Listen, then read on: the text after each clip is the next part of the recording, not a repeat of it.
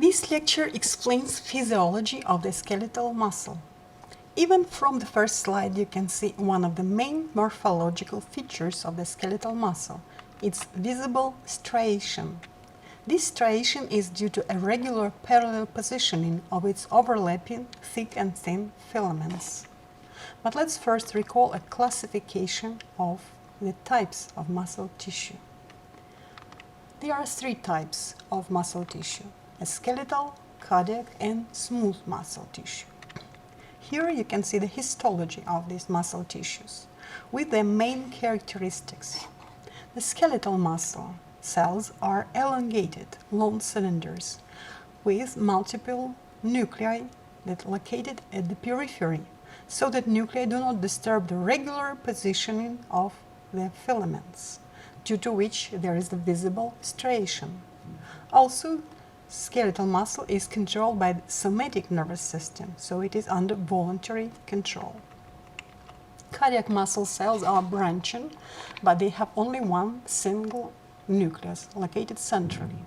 Visible striation is present as well, but there is no voluntary control of the muscle. Smooth muscle cells are spindle-shaped with thick middle portion and thin ends, and nuclei are only single, located centrally. There is no regular structure of the muscle. The bundles of filaments are not parallel, therefore there is no visible striation. And there is no voluntary control as well. Let's concentrate on the skeletal muscle. Now the structure of the skeletal muscle. Skeletal muscle is organized at different levels. Let's observe these levels. Muscle as a whole itself consists of individual fascicles. Each fascicle consists of many muscle cells, or they can be said also muscle fibers. Muscle fiber in turn consist of myofibrils. And finally, myofibrils are formed by myofilaments, thick and thin filaments. This is the structure of the muscle cell or muscle fiber.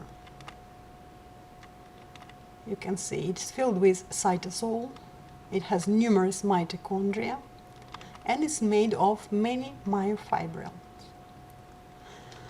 Very important structure of the muscle cell is Sarcoplasmic Reticulum. Its structure exactly corresponds to the meaning of its Latin name, reticulum, which means a network. And really it's like a network, or open work network of numerous tubes connected into one system. And it contains the calcium ions in high concentration.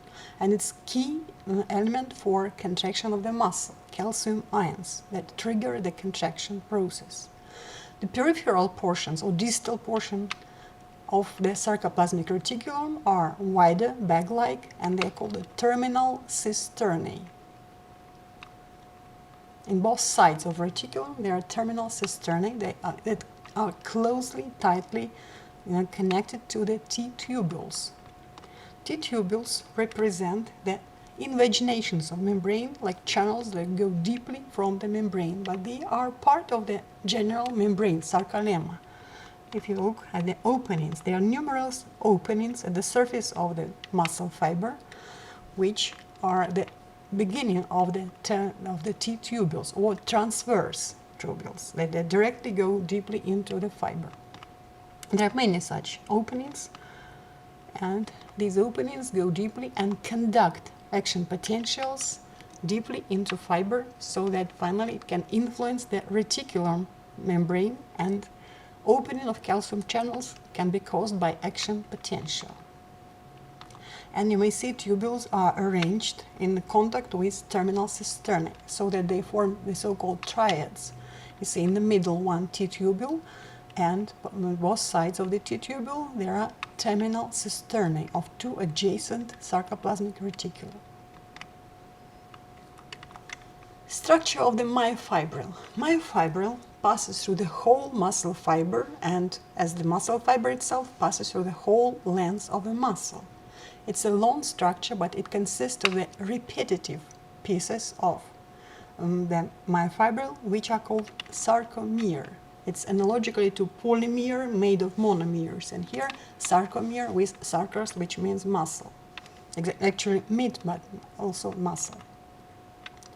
Here you see classical sarcomere structure. Above it's the structure shown by electronic microscope, and beneath it's the schematical presentation of this sarcomere. One sarcomere is a repetitive part of myofibril that is located between two Z lines. Actually, they are not lines, so you can see it's a three-dimensional structure. It's really Z disc. Only on the two-dimensional cross-section under microscope you can see it exactly as a line. They are Z-line, called Z-lines because they make many zigzag structures. And to a Z-line, or Z-disc actually, actin filaments or thin filaments are attached. And they protrude from Z-disc to both sides, to both nearby located sarcomeres. These are thin or actin filaments. Between them, in the middle of the sarcomere, lie the thick or myosin filaments. Due to overlapping of the thick and thin filaments in the middle portion of the sarcomere, the band is present that appears under microscope as a dark band, dark or A band, called A because of the first letter of the word anisotropic. When it's taken under polarized light, it becomes not equally possible by light in different directions. So it's anisotropic, not equally possible by light. Anisotropic band. Why there is a much lighter band, which is two bands. Here you can see it are located in the middle of that disc. So they are located to both peripheral portions of each sarcomere, but actually these discs belong to two adjacent sarcomeres, and they're much lighter because only thin filaments are located there. Isotropic band, light bands. Then, in the middle, very middle of the sarcomere, there is H zone, where the filaments are only thick filaments. And exactly in the middle is located the M line, which also is a disc which keeps the straight position in parallel of the thick filaments. Myofilaments, thick and thin filaments, are composed of many molecules. Thick filaments consist of only myosin, but many molecules of myosin. Thin filaments are composed of the three proteins, and just the main of them is actin. This is the closer, more real structure of each sarcomere. You can observe here the helices or chains of actin filaments with some other proteins, and in the middle, myosin filaments composed of numerous myosin molecules. Also, there is one more supporting protein called titin that keeps the myosin filaments to the Z line, attaches. And this is the elastic structure which helps to keep the position of myosin filaments without any deviation during the process of contraction. Muscle proteins other than actin and myosin. Actually, if we come back to picture, of course, here you can see only main contractile proteins with only one supporting titin, but really Z-lines the discs are formed of specific supporting protein. Also M-line not shown here, M-disc consists of some supporting protein. There are numerous supporting proteins, but we mention only few of additional proteins which can be important. Titin, you already know, is a springy protein attached to Z-disc and to myosin from the other side. And it helps to keep parallel position of the myosin filaments between actin filaments. Also, one more protein deserves to be mentioned. This is dystrophin. This protein is called dystrophin because its its absent mutation of gene that is necessary for formation of this protein results in muscle dystrophy. It's located between the sarcolemma and the outer layer of myofilaments in each muscle fiber, and it links the whole contractile apparatus to sarcolemma. And this connection protects the muscle from damage and from abnormal opening of calcium channels. And if there are mutations in the dystrophin gene, it results in different forms of diseases, which are called generally muscle dystrophy. And the most common of these diseases is a Duchenne muscle dystrophy, which results in great muscle weakness, and really the people die in young age due to this dystrophy, due to progressive destruction of muscle tissue. Here you can see normal muscle tissue to compare to the histology of muscle tissue with Duchenne muscle dystrophy. So you can see the difference is pronounced, and this is caused by absence of one important protein that helps to protect the contraction-induced damage. Now, this is electronic micrograph structure with A band shown clearly, you can see, and I band, which is made by actin filaments, and this stripe is much lighter. H zone also is visible. Actually, perhaps during preparation of this cross-section, there was made a shift of Z lines, but generally Z lines pass straightly from one to next and next myofibrils.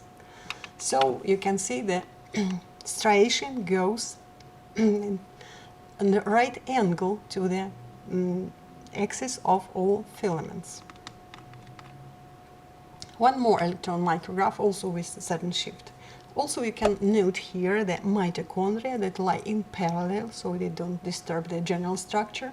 And you can see how thin are, how numerous are myosin filaments, and light bands show no visible actin filaments, but they are present there. And Z lines are so thick because they make numerous zigzags. So you can notice that muscle fibers go not fully horizontally, but approximately, and visible striation goes in vertical direction or almost vertical. So this is visible striation that is arranged due to the regular positioning of fibers, with thicker dark line and thinner light line with one Z line that passes down through them. Whole I band. Now let's observe the cross-section of myofibrils, which is done through all fibers, through all thick filaments and thin also. Thick and thin filaments are organized, if you make a cross-section, in hexagonal structures, which mean 6-sided. This side shows the cross-section that made through thin filaments only, or through isotropic band, light band. To the right side, you see cross-section made through the area where thick filaments only are located. This is somewhere in the H zone. And in the main area of overlapping, in the main parts of A dark band, there is overlapping of filaments. And you can see that each thick filament actually is surrounded by 6 actin filaments, and one actin filament actually contacts to the 3 nearby located thick filaments, and they should be exactly in position surrounding without any deviations of their axis of movement. Let's move to the sarcoplasmic reticulum, which is very important. So sarcoplasmic reticulum surrounds myofibrils like a sleeve. You can see here the picture shows exactly how position of the sarcoplasmic reticulum is arranged, exactly around of each myofibril. And so it releases its calcium just in the area where there are myosin and actin filaments in their overlapping state, where exactly the calcium is mostly necessary. So calcium can be released from this reticulum, it is stored there, and it can be pumped back after release for relaxation. These are main functions of reticulum: storage, release, and pumping back of calcium ions. And you see also T-tubules. Their shape exactly is shown here. They begin from the opening of the sarcolemma, but then it goes like a tube, but then it forms the rings around each myofibril. Then again join into one tube, and then again rings. So one more picture shows even the best positioning of all the structures in the muscle fiber. Again, what we can see here, sarcoplasmic reticulum. And then you can see T-tubules or transverse tubules that not necessarily form the rings, and they can be of unusual shape, but it just follows the structure of muscle fibers. Then terminal cisternae are closely connected to the T-tubules, so that triads are formed. Mitochondria, of course, present here, and these are triads exactly. You see, in the middle there is a transverse or simply T-tubule, and to both sides there are cisternae of the terminal cisternae of the sarcoplasmic reticulum.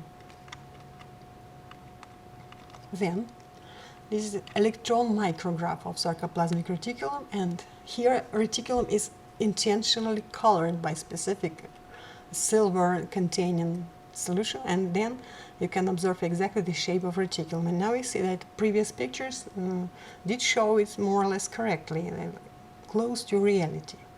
As for T-tubules, here you can observe only the cross-section of these T-tubules, therefore they make just circles. These are cross-section of T-tubules. And now again you can observe the positioning of the T-tubules together with their surrounding terminal cisternae. They are located per each sarcomere two such areas.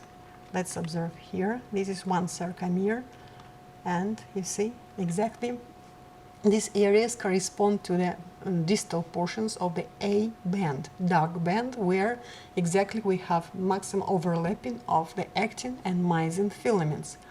In these areas, interaction of both filaments occurs, and this interaction requires calcium, which is released in the areas, mostly in the areas of the terminal cisternae, in the contact with T-tubules. Let's observe this function of calcium. There are few processes that result in contraction. First, there should be excitation. Action potential should be sent from motor neuron down to the muscle. And this excitation finally should result in contraction. But there is important intermediate step, and this step is calcium ions. Exactly calcium ions produce finally contraction. So action potential just releases calcium into sarcoplasm. Calcium initiates the mechanical process of contraction. So electrical process of excitation results in contraction finally just through the intermediate step, calcium ions release. Let's observe action potential excitation. Should result in interaction of actin filaments with myosin filaments. And this is possible only when there is intermediate step of calcium release. Excitation goes through sarcolemma and then goes to T-tubules. Depolarization of T-tubules opens the calcium channels in the sarcoplasmic reticulum, and calcium is then released. It binds to actin filaments, one of proteins of actin filaments, and resulting interaction of myosin and actin filaments makes muscle to be shorter, which is a contraction. So you can observe that excitation can produce contraction due to intermediate step of calcium release. So we say that excitation, contraction coupling is performed by calcium ions. And actually, if we imagine or make a model when action potential arrives, but there is no release of calcium, for example, we block somehow the channels for calcium, there will be no contraction, because in immediate reason of interaction of myosin actin is calcium. Oppositely, if excitation does not come, if there is no action potential, but somehow we manage to open calcium channels, which can happen sometimes pathologically, then contraction will follow. because immediate reason for interaction of myosin and actin that makes contraction of the muscle is calcium release into sarcoplasm from reticulum.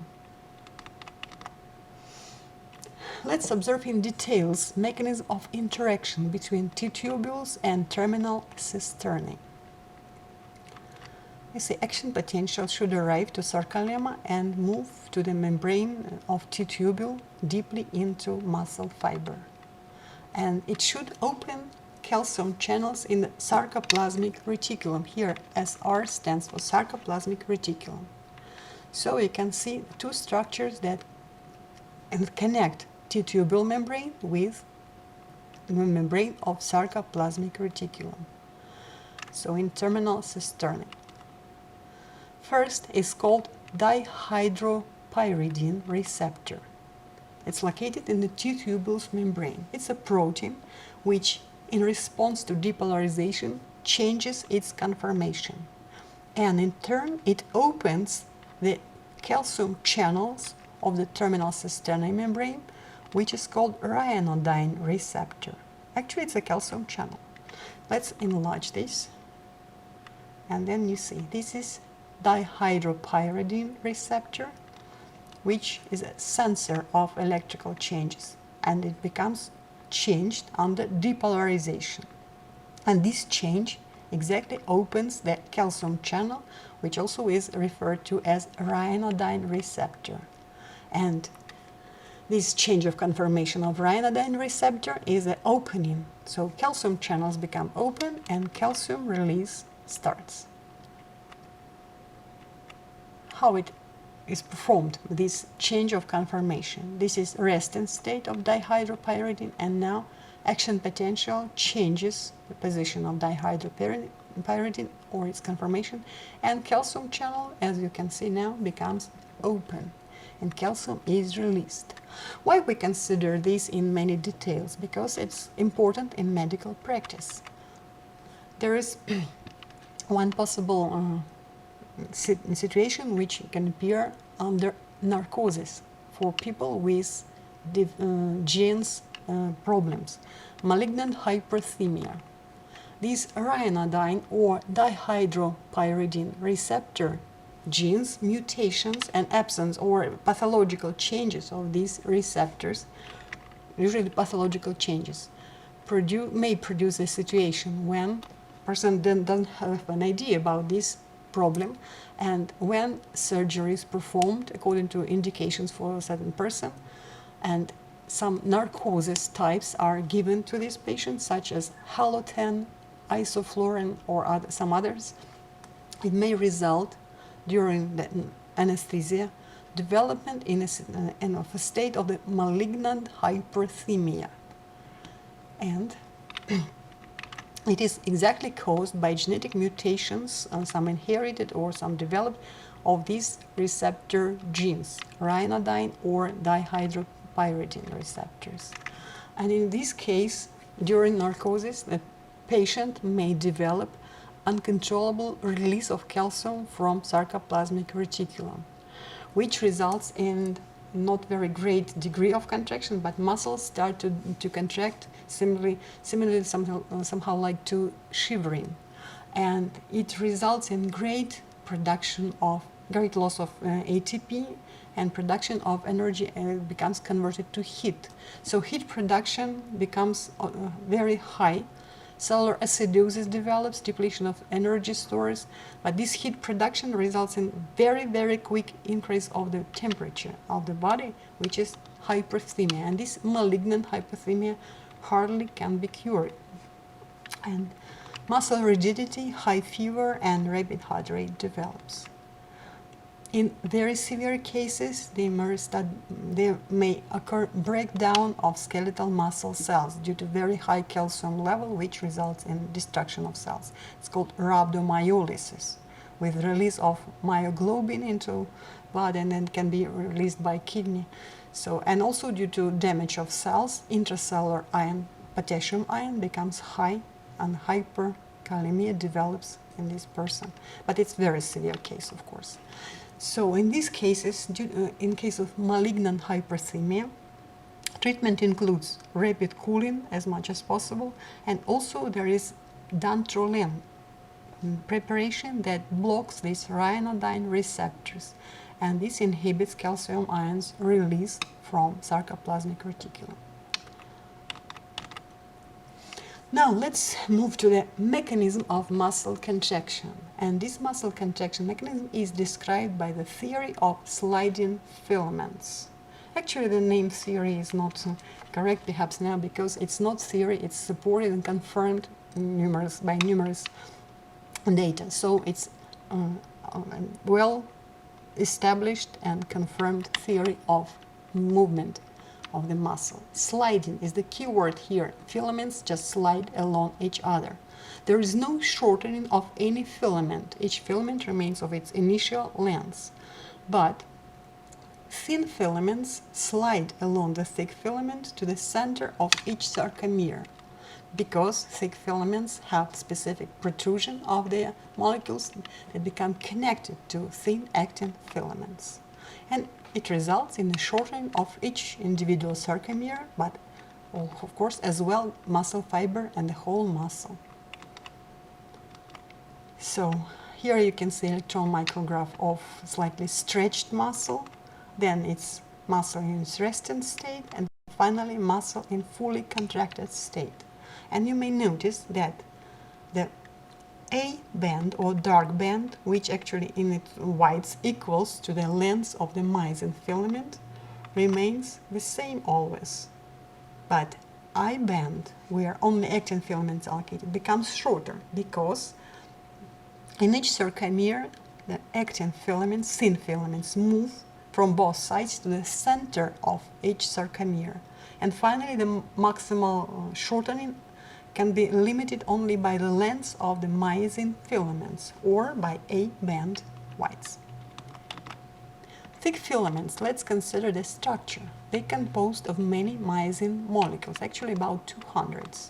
Each myosin molecule looks like a golf club with two heads and one long tail. Tails, you see, are taken as a bundle here, and only two heads protrude from the surface of myosin filament.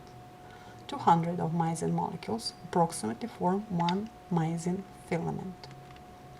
In the middle of each filament there is area free of myosin heads. Myosin heads, each one has two binding sites. One at the top of each head is for binding to actin, and one for binding of ATP molecule. And it doesn't only bind ATP molecule, but also is able to split this molecule to break down into ADP and inorganic phosphate. So we can say that myosin has the property of ATPase. Binding site for ATP hydrolyzes ATP.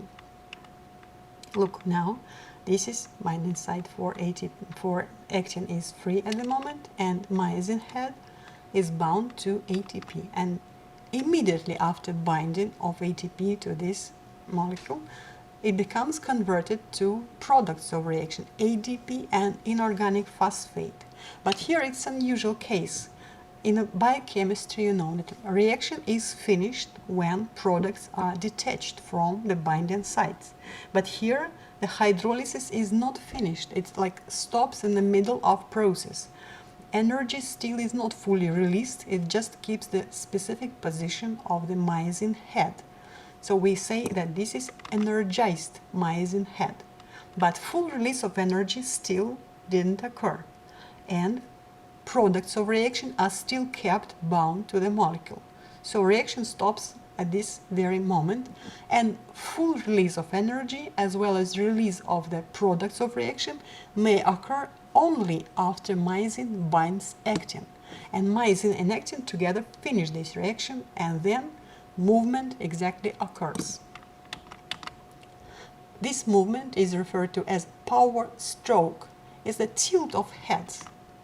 Energy released by ATP finally causes the change of myosin molecule conformation. This is a flexing movement or tilt or turn, but it's referred to the power stroke. Exactly, this is the moment when shortening occurs.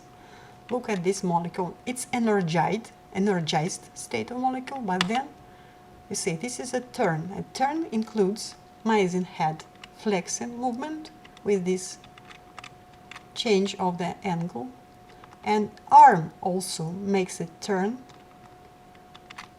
so that finally the molecule produces the movement. And then after a power stroke, binding site for new ATP is free because the products of reaction are released from the molecule. By the way, cross bridges, this word, it's almost synonym for myosin head, but actually cross bridges are structure that involves both myosin head and an arm. So the total, this structure is called the cross bridges. But in some cases we may use heads as almost the synonyms of the cross bridges. But what is important, all this power stroke and energy release occurs only after myosin heads bind to actin molecule. So this power stroke is a movement which pulls the thin filaments, actin filaments, to the center of sarcomere. From one side it moves to the center, and oppositely it will be symmetrically oppositely again to the center of sarcomere. Let's consider the structure of actin filaments. They are composed of the three proteins: actin, tropomyosin, and troponin. Actin is the main one. It has two chains. It's like globules, like beads, like a chain of beads. Two globules, many globules, and arranged into two chains and slightly twisted. Every actin subunit, every globule, possesses the binding site for myosin heads or for myosin cross bridges. These binding sites for both two actin chains are shown as black dots. In these areas, myosin heads can attach to actin filaments. But at rest, this attachment is not possible. Let's observe why. Because there is a tropomyosin regulatory protein, which also makes two chains entwined around the actin chains. And tropomyosin goes exactly over the binding sites. It covers the binding sites like a covering lid, and thus it prevents binding of myosin heads. So at rest, no calcium, no binding, no contraction. Here is a tropomyosin that entwines around and covers the binding sites. The third protein, troponin, is not chain protein. It's regularly spaced on the length of the actin filaments, and it consists of the three subunits. Calcium binds exactly to troponin, and its calcium binding subunit, or simply called C subunit, exactly is an important part of the troponin. But the other two subunits are one connected to actin and one to tropomyosin. When C subunit binds calcium, it changes their position of the three subunits, their relative position, and it moves tropomyosin along the actin filament. And with this movement, tropomyosin goes off binding sites. It opens binding sites on actin. This is the main role of calcium. To move tropomyosin, doesn't matter that it binds to troponin. It results in movement of tropomyosin, which opens the binding sites on actin. And myosin, which is prepared to bind at any moment when it's possible, immediately myosin binds actin. Here you can see three subunits of troponin. These are shown in pink color, and one of these subunits is C subunit for binding calcium. Here you can observe the position of tropomyosin due to troponin changes. Without calcium, troponin fixes the position of tropomyosin exactly over the binding sites on actin filament. In the presence of calcium ions, look what happens. Calcium ions now are bound to troponin C subunit, and it shifts the pink line of tropomyosin off from the binding sites, and binding sites become open, exposed for binding to myosin. Now again you can observe it on the upper picture. This is without calcium position and with calcium, you see. So these are changing. Without calcium, without, with.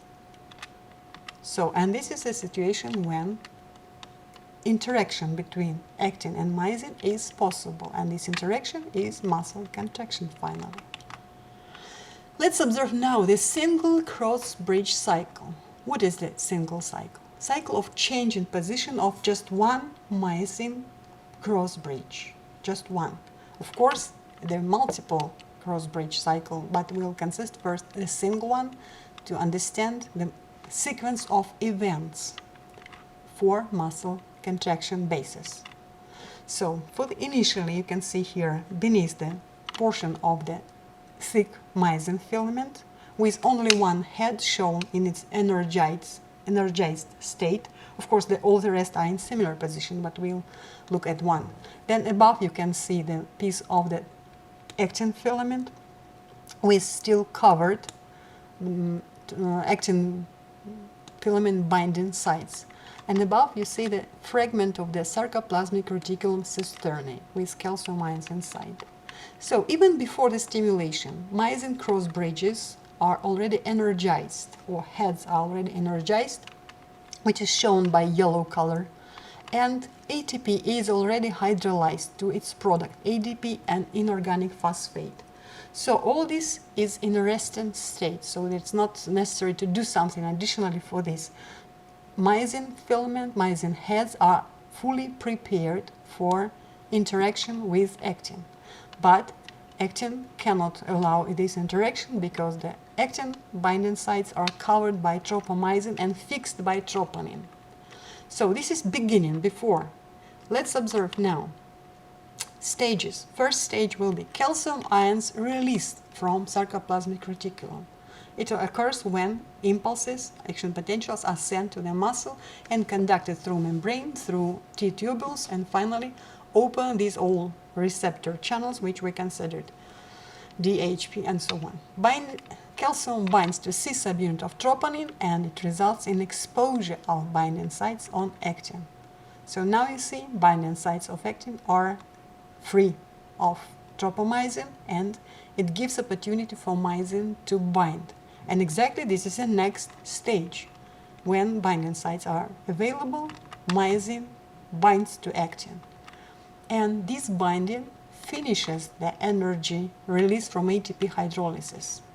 Finally, the hydrolysis becomes finished. It means that energy finally is released and produces change of conformation of myosin heads, and products of reaction are released finally. So you can see here only binding, and then we can observe the next stage. So binding of myosin to actin. Next stage, exactly the power stroke, the key event of the whole cycle. And exactly this power stroke results in sliding of the thin filaments along the thick and shortening of the muscle. Micro-shortening, but it's repetitive. And in parallel, products of reaction are detached. Look here, this is initial state from previous stage, and now what happens? This is a turn or power stroke that moves the actin filaments to the center of sarcomere. And at the same time, there is release of the products of reaction, phosphate and ADP. So, and there is necessity in a new molecule of ATP, as now binding site is free, but this will be next stage. Let's compare now. You see, this is a previous position and new position you can observe. So this is a distance which is passed by the actin filaments in its movement to the center of sarcomere. Of course, itself, this is not great distance.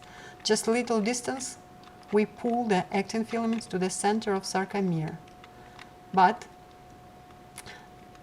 with multiple repetitive movements, which is only one cycle, but many cycles occur during contraction. As a result, there is pulling of thin filaments to the center of sarcomere, and resulting shortening of the sarcomere occurs, and it means the whole muscle shortening. Next stage, binding site is free for ATP, and new molecule of ATP should immediately bind to the cross-bridge. And exactly this binding results in a cross-bridge disconnection from actin. Here you can observe disconnection. You should be aware that not energy is used. ATP is not split yet even, just binding. The moment when ATP takes its position, immediately makes detachment of myosin head from actin filaments. And also, from this picture, it looks like nothing keeps actin filaments at the moment. But in reality, at this very moment, the other heads make their power stroke. So there is no even short moment, instant, when actin filaments are released, because otherwise they will move back due to elasticity of the muscle.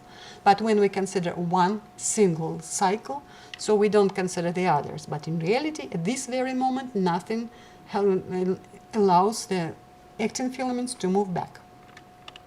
Next stage. This new ATP molecule is hydrolyzed, not fully. It stops in the moment when reaction products are formed but not released. And it re-energizes the head of myosin and repositions the cross bridge. So it takes initial position. So it comes to the initial state. And actually from this moment, if calcium is still present, the repetitive cycles occur more and more and more. So now it may attach to another portion of the actin filaments and move it to the center and so on. But full cycle includes the last stage with transportation of calcium back into reticulum. Of course, it is active process because anyway in the reticulum concentration is much, much higher, 1,000 or more times higher. So it can be performed only by the pump, and calcium pump is present in the membrane of reticulum. This pump is called, an abbreviation like this, SARCA, or Sarcoplasmic Endoplasmic Reticulum Calcium ATPase. It takes energy to take calcium back. And then everything becomes again restored. Tropomyosin moves back and covers the binding sites because troponin C subunit loses calcium, and immediately everything becomes restored back. And now myosin cannot bind anymore to actin, and so the contraction stops. And these really cycles are not single cycles. They are repeated many, many times, up to 50 or 100 times per second. And as a result, muscle contracts visibly, seriously, because this microscopic distance we saw on previous stages, it's a very little distance, but repeated many, many times, it results in serious shortening of the muscle. And it lasts until calcium is pumped back. And myosin heads connected, disconnected in turn. When it's necessary to keep muscle contracted, for example, for holding certain object in hands, our motor neurons should constantly send action potentials to muscle to keep muscle contracted state. And only when impulses are not sent to the muscle, new release of calcium stops and the released calcium is pumped back by pump. Then muscle becomes relaxed. Let's observe again full steps for the single cross-bridge cycle. First was release of calcium ions from reticulum, then it binds to C subunit of troponin, and it results in movement of tropomyosin, so binding sites become exposed. Then, when binding sites are exposed, myosin immediately binds to actin. Here you can observe this. When binding sites are available, next stage is logically binding of myosin to actin, because myosin is always ready to do it. And when myosin binds to actin, it finishes the energy released from ATP hydrolysis. And then this energy is used for the conformation change of the cross bridges, which is called power stroke. And exactly this power stroke results in the sliding and shortening of the muscle. So energy release results in power stroke. And simultaneously, products of reaction of ATP hydrolysis are detached. Then detachment makes binding sites for ATP available, and then new molecule of ATP is attached to the cross bridge. And exactly this is a condition for detachment of myosin from actin. So when detachment occurs, then this new molecule is hydrolyzed, and this hydrolysis leads to re-energizing and repositioning of the myosin heads. So everything becomes as it was initially before beginning of the cycle. And thought cycle as a whole includes also pumping of calcium back to the sarcoplasmic reticulum. But again, I hope you understand that if contraction should last or continue, proceed, this pumping occurs only in the very end of the contraction, and the cycle repeats and repeats. The first 5 stages become repeated. Observe here about the new ATP molecule. Here I need to make a little deviation of the cycling and explain one specific state that really develops for the dead body. This is called rigor mortis, if to translate this word as the rigidity of death. This is a state of skeletal muscle that develops in a dead body a few hours after death. And it results in rigidity. Muscles become contracted to a certain degree and steadily contracted so strongly so that there is no possibility of passive movements of extremities, for example. It happens because after death, calcium ions start to leak gradually from reticulum, nothing keeps the gradients, and this begins the cycle. But cycle proceeds only few times, and then it stops at the step when a new molecule of ATP is necessary for disconnection. But molecules of ATP are not produced anymore.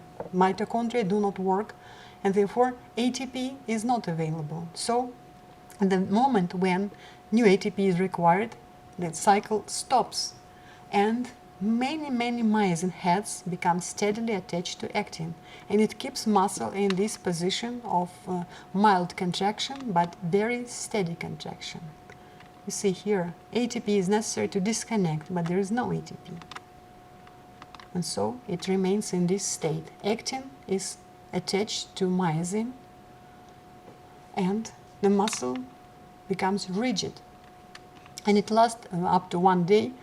It depends on temperature, of course. With high temperature, it faster develops. The process of destruction of the actin and myosin themselves, because lysosomes release their enzymes not kept within the lysosomes, and then destruction of the cells themselves starts in the muscle, and muscle proteins become destroyed and connection is lost, therefore. So the rigor mortis is ended due to this.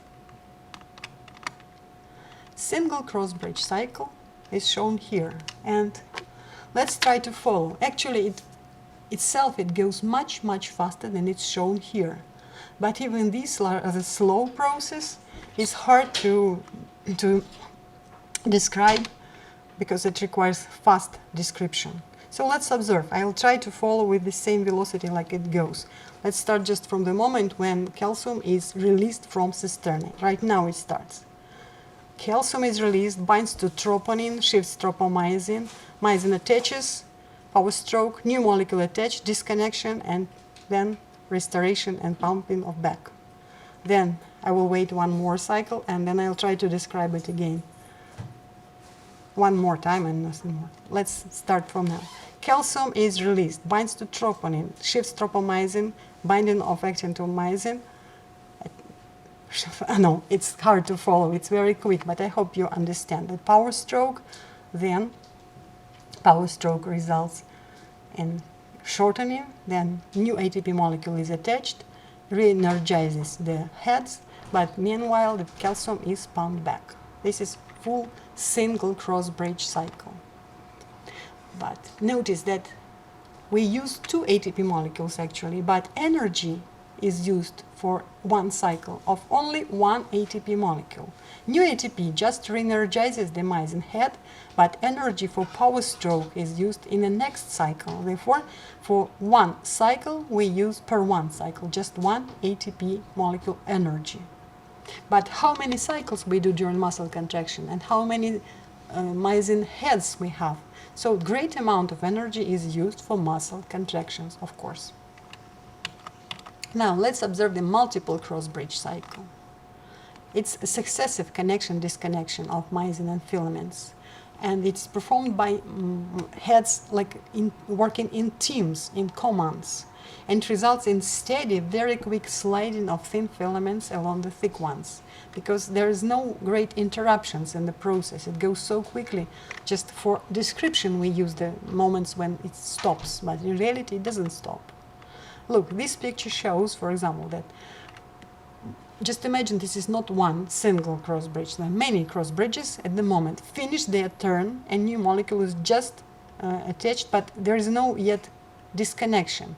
At this very moment, the other group of the myosin heads becomes attached at the moment. Then the previous, to the right side, group becomes detached, and during this moment of detachment, the group to the left produces their power stroke and moves actin filaments to the center of sarcomere.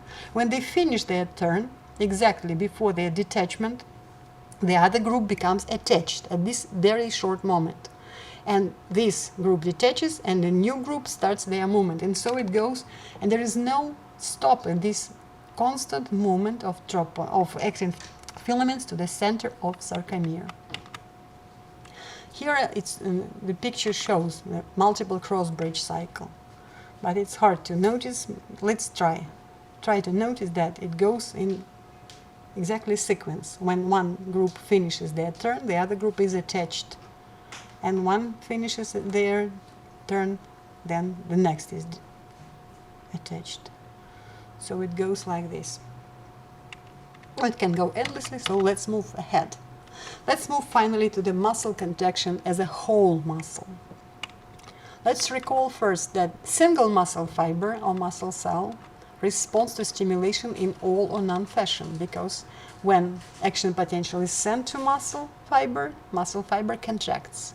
When fiber doesn't send, axon doesn't send impulses, fiber is relaxed, and there is no other ways, other responses, all or none.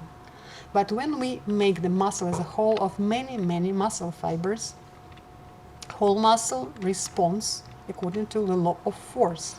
With little stimulation, a muscle may respond with weak contraction. Stronger stimulation progressively increases force of the muscle contraction. So it's a law of force, because we can contract in the muscle more or less fibers. We can contract 5%, we can contract 50%, we can finally contract 100%. And of course, in each case, we have difference in force of the contraction. Actually, fibers are not controlled by one neuron. It's too much neurons per millions of fibers in the muscle. We have motor units. Here, for example, you can see two motor units. Motor unit includes a neuron and all fibers innervated by this neuron, by its axon terminals. First neuron innervates number of fibers, great number. Second neuron, for example, innervates the other number. Motor units can be different in size depending on type of muscle, on its function, and so on. But for average, it's few hundreds, and it can be as little number as just a few of fibers innervated by one neuron. It's required when high precision of movements is required.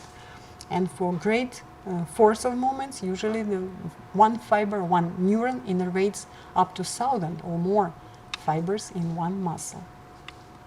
And motor unit actually responses according to law of force, because if the neuron sends impulses, all muscle fibers receive this impulse and they all contract, or no impulse, they all are relaxed. So you can see motor units follow the law all or none. There is big difference between fibers even within one muscle, because fibers can be of two different types, white and red fibers, and also there are some intermediate subtypes. But let's consider the big difference between white fibers and red muscle fibers. White fibers are much paler, so they are called white. Their characteristics, let's follow. They have larger diameter as compared to red muscle fibers. They are lighter in color because they have less myoglobin. The red color to muscle tissue is given to the protein, which is oxygen binding, with the same heme portion as heme of the hemoglobin. Just hemoglobin has 4 hemes per molecule and myoglobin just 1 heme. But exactly this heme brings the red color, and red muscles clearly will have much more myoglobin because they are red, and white fibers have less myoglobin. They are surrounded by few capillaries, less than red fibers. They have relatively few mitochondria. They have high glycogen content, and they produce energy mainly by glycolysis. Actually, all these different features can be logically explained by exactly this type of energy production, glycolysis. This is anaerobic process of energy derivation from glucose molecule. So, if there is anaerobic process, there is no need in high amount of oxygen. That's why myoglobin is reduced. That's why blood supply is not as great. That's why mitochondria are not numerous, because there is no need in oxidative processes. And little blood supply, less blood supply is compensated by high own glycogen content. So they don't need great increase of blood supply during contraction. They can rely on their own storage of glycogen. They can convert this glycogen into glucose, and by the way of glycolysis they can produce energy rather quickly, faster, approximately 2.5 times faster than oxidative phosphorylation. But it gives only 2 molecules of ATP per 1 molecule of glucose, and pyruvic acid becomes accumulated. But for short and intensive loads of physical activities, type white muscles are well adapted. They develop fatigue fast because of accumulation of pyruvic acid and conversion of this pyruvic acid into lactic acid. And they are well suited for fast and very strong contractions, but not for long time operation. Then, red fibers. Let's see. Red fibers are smaller in diameter, have darker color. Let's see which features. About twice less than white fibers in diameter, darker color due to myoglobin, surrounded by many capillaries, have numerous mitochondria. They do not need high glycogen content because they have many capillaries and blood can bring them glucose. So everything is logical, and everything is because of way of energy production, oxidative phosphorylation, that can give out of each molecule of glucose up to 36 or some about these molecules of ATP. And they are fatigue resistant because oxidative phosphorylation can give more and more and more energy. And they were suited for slow contractions, but for prolonged contractions, sustained. So you see, some muscles are composed mostly of red fibers, some more of white fibers, some of 50-50, but it depends on the function of the muscle. And muscles that should be contracted for a long time, like muscles for maintaining the posture of the body, should contain mostly red fibers. And muscles for quick movements, like for running, jumping, and so on, mostly composed of white fibers. But it depends on individuals, it depends on training also, because short distance runners predominantly form white fibers, and marathon runners for long distances, long-term exercises, predominantly produce red fibers in their muscle. And of course, some muscles contain combination, both equally. Let's consider the factors that determine the muscle force of contraction or muscle tension. First factor, actually it's easy to predict. how many motor units are recruited into contraction. If only few of motor units participate, muscle will contract weakly. But the higher is the number of participating motor units, the higher the tension is. So number or percentage of motor units recruited. Of course, if the recruitment of motor units makes up to 100%, it will be greatest force developed by the muscle. If percentage is very low, muscle contraction is much weaker. This is easy. Then, before consideration of the next factors, it's necessary to understand how the muscle contraction figure is recorded. Look, if muscle is used in laboratory experiment and it's stimulated by electrodes, first stage is relaxed muscle, then you see the second is contracted, finally it becomes again relaxed. This figure is made like this. Changes in the muscle length. Figure goes upward when muscle becomes shorter, when contracts, and the line goes down when muscle becomes elongated because of relaxation. So this record can be made mechanically, and you see this record on the figure here. After stimulation, muscle does not start contracting immediately, and there is a latent or hidden period, and then follows the shortening of the muscle, line goes upward, showing the contraction, and relaxation is when the line goes down. So the upper point corresponds to end of contraction and beginning of relaxation of the muscle. During the latent period, which lasts from the moment of the stimulation until the moment of muscle shortening, during this period, the following processes occur. Action potential is conducted to the muscle and then conducted on the muscle cell membranes, sarcolemmas, and then goes into Tubules, produces calcium release, and then calcium binds to troponin, and only then muscle starts to become shorter, which is a contraction already. So this period inevitably is present, and muscle contraction doesn't start immediately from the moment of stimulation.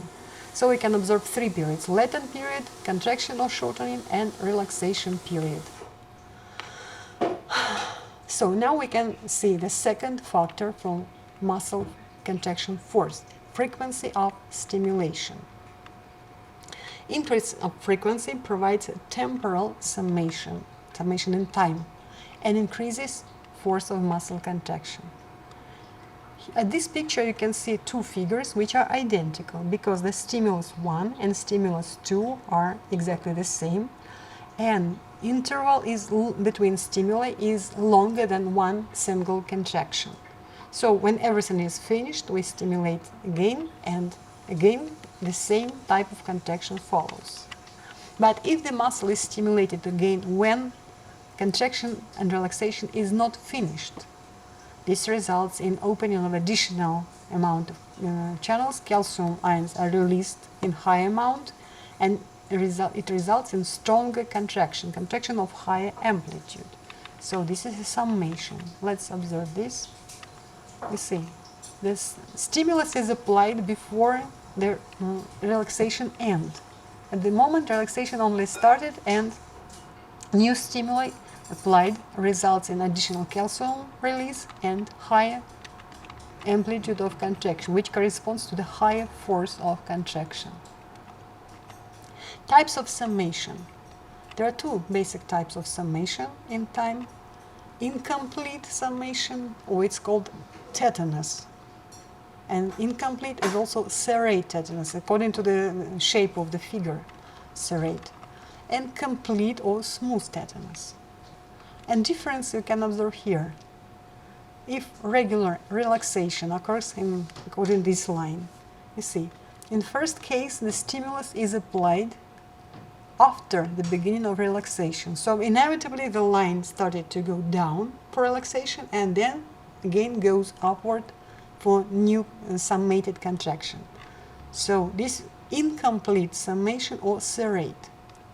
Beneath, you can observe that stimulus is applied at the moment when muscle is in the process of contraction. An additional release of calcium just increases the degree of contraction without beginning of relaxation. So line simply goes up and up more than before, and When stimulation is applied before the beginning of relaxation, the summation becomes complete and the line goes smoothly up and up, so it's a smooth tetanus. And the third factor is the starting length of the muscle. If muscle is stretched until a certain degree, it provides stronger contraction. It's based on the length-tension relationship. But before we consider, you should understand that stretching itself cannot be a stimulus for muscle contraction.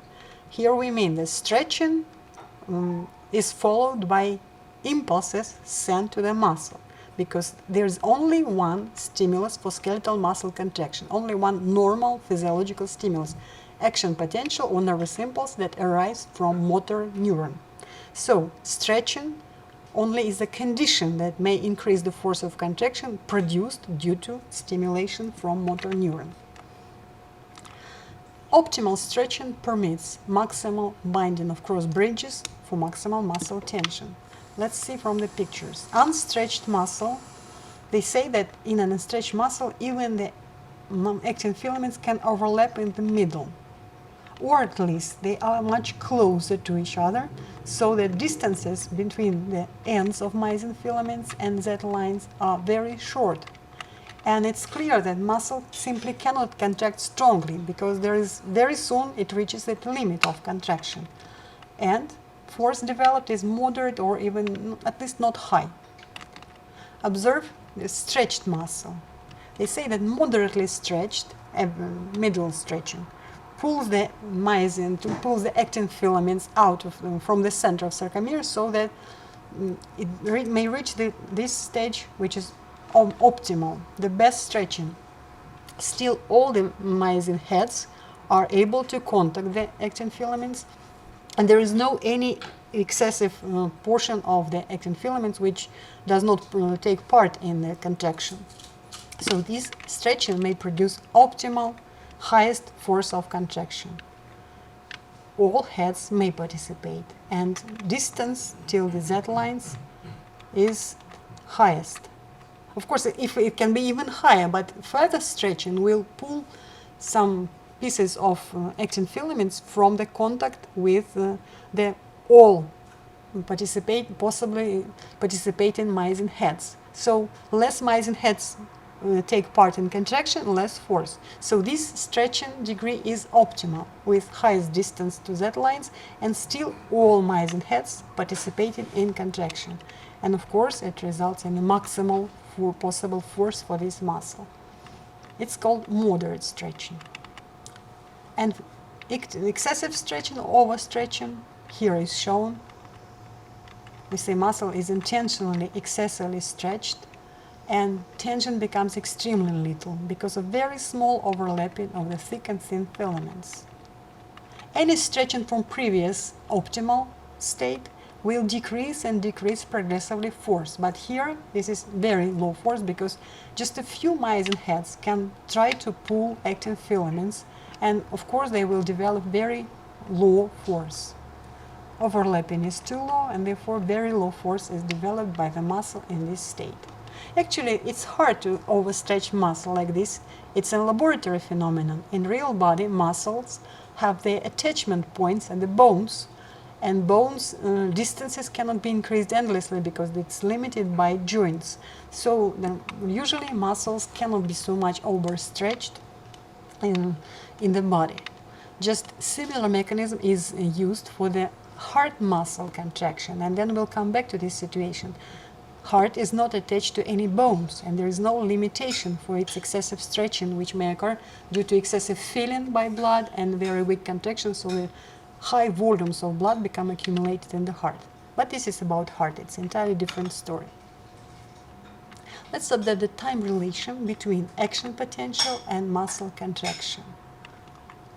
Latent period as usual, and you see, practically action potential is finished within this latent period. So we can observe, when action potential is finished, the excitability is fully restored. So you may see during muscle contraction there is full possibility of new stimulation of the muscle. And then we can observe this skeletal muscle action potential from -60 to +30. And it's one of simplest potentials as it consists of only two phases, depolarization with sodium entry and repolarization with potassium outflow, without hypopolarization even, and it's very short and quick. Excitability, therefore, decreases for very short period of absolute refractory and then becomes quickly restored. And then it becomes, after these short absolute and also very short relative refractory periods, it becomes fully restored during the process of contraction. Look, latent period almost of the same duration as the potential itself. And so when contraction begins, excitability is absolutely normal already. So at any moment of the contraction and relaxation, or practically any moment of contraction and relaxation, we can produce stimulation that results in summation. Here, just this point is important. Which type of summation will be produced depends on stimulation comes after this point where relaxation begins or before. If it's before, you see the line will go smoothly, and this will be summation according to complete summation of smooth tetanus. If we stimulate muscle after relaxation beginning, the new contraction will be after beginning of relaxation. So there's not smooth tetanus, it will be serrate tetanus. Look, figure will go first down, then up again. This is serrate tetanus. So let's sum it up. Action potential of the skeletal muscle consists of the two phases, depolarization due to sodium entry and repolarization due to potassium loss. Excitability phases are absolute, very short absolute refractory period, and also very short relative refractory period. And then excitability is fully restored. Actually, we can make even very little minute supernormal period for muscle, but usually it's not shown. Summation of contractions can be of two types, smooth tetanus or serrate tetanus. Smooth is complete and serrate is incomplete tetanus. Then, skeletal muscle responds to the increasing rate of stimulation. Actually, this can be observed in experiments. For example, the frog's muscle is stimulated by electrical stimulator with impulses that progressively become higher and higher in their rate. So intervals between impulses becomes shorter and shorter. So here the rate of impulses, time goes, and here amplitude of the contraction, mechanical record. And you see it begins with individual contractions and full relaxation, then gradually relaxation does not become full and muscle contracts stronger and stronger. Then it comes to the smooth tetanus, reaches its optimal contraction, and then, regardless of continuous stimulation, it starts to become less contracted. So these are simple single contractions and relaxations.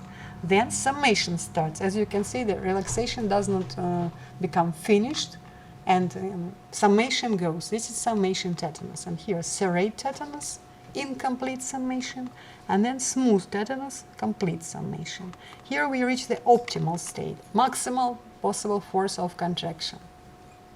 Finally, the increasing further rate of impulses somehow produces the exhaustion of the muscle, and muscles start to relax. Actually, in some experiments we found that even this exhausted muscle, when stimulated through membrane of muscle itself, bypassing the synapse, may start to contract as before, normally. So we consider that the synapse is the most quickly developing fatigue structure. And so mostly this exhaustion comes from the synapse fatigue, and only then due to fatigue of the muscle itself, which also develops, of course, but not as quick. So stimulation of the muscle with progressive increase in frequency produces summation, and this summation you can observe two types, serrate and smooth tetanus. Difference in the duration of contraction. Depending on type of muscle, the contraction can be faster or slower. Here you see first depolarization, its action potential, which is equal for all the muscle, very short. But some muscles do not require high velocity of contraction, perhaps because they consist of mostly red fibers, like soleus muscle, that is involved into maintaining the posture of the body. Gastrocnemius muscles, more involved into quick movement, contracts faster. And example of perhaps fastest muscles in our body are ocular muscle. You know, there is sometimes even it's said that nothing can be as quick as our eyes movement. So actually ocular muscles are controlled by many neurons, therefore their motor units are smallest ones. So it shows that per each little muscle we have much more controlling neurons. And they contract very, very quickly, so that our eye movements are as fast as they really are. And size and number of motor units determine mostly the force and precision of muscle contraction. If we need to have very large and strong movements with precision not of high importance, a few millimeters less or more contraction is not important. So it's convenient to use very big motor units. They will produce simultaneous contraction of many fibers, and it makes contraction very, very forceful, very powerful. Therefore, not so many motor neurons are required, not so many motor units. So relatively lower number but bigger size of units produces movements which are very strong and big. The best example is the largest muscle, perhaps largest muscle of our body, quadriceps femoris. And this muscle contracts without great precision, few millimeters plus minus doesn't matter. But you remember the best example of the very small, precise movements, ocular muscles. Smaller size and higher number of motor units. Many motor neurons control this muscle, and regardless of their very small size of the muscles, their motor units are extremely small, just maybe 3 to 4 to 5 fibers for one neuron. So it produces greatest precision of eyes movement, and even millimeter plus minus is great difference for us when we look at something. So eyes movement are example of the most precise movement in our body. Just a few movements are shown here, but you know that we can move differently the eyes, and our eyes movement are extremely fast. It's achieved by great number of motor neurons that control this, and correspondingly great number of motor units, small in size. Relaxation of the muscle. We didn't talk about this before. Just when impulses stop to come to the muscle, it results in stop of release of calcium ions from reticulum, and quickly pumps calcium from sarcoplasm into reticulum. So, as a result, contraction is stopped and muscle becomes relaxed. Relaxation itself and return to the initial length is passive. Just when calcium ions are pumped, there is no any necessity in energy to stretch muscle back to initial length because of elasticity of muscle cell proteins, such as titin and some others, that simply restore initial position, initial length of the muscle as a whole. So relaxation does not require energy. Of course, you should remember that to remove calcium, it's necessary to pump it back, but it's not the same as relaxation. It's condition for relaxation. And then it's all that it's necessary to consider for skeletal muscle physiology, or almost all. Thank you for your attention.